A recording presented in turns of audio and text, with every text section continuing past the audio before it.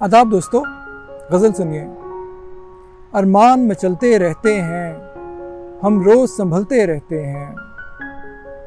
मंजिल के तसव्वुर में खोए हम राह पे चलते रहते हैं। काफूर सुनहरी यादों के दिन रात महकते रहते हैं। कुछ लोग बदलते हैं दुनिया, कुछ आप बदलते रहते हैं।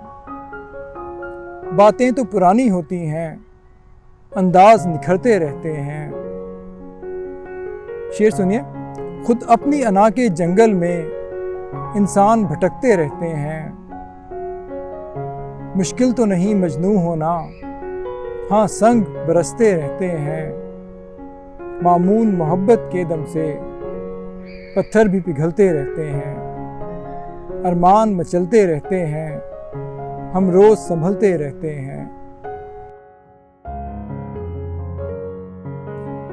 दोस्तों, मुझे अपनी राय ज़रूर दीजिए कि आपको ये वीडियो कैसी लगी। इस चैनल को सब्सक्राइब कीजिए और अपने दोस्त अहबाब के साथ शेयर कीजिए। शुक्रिया।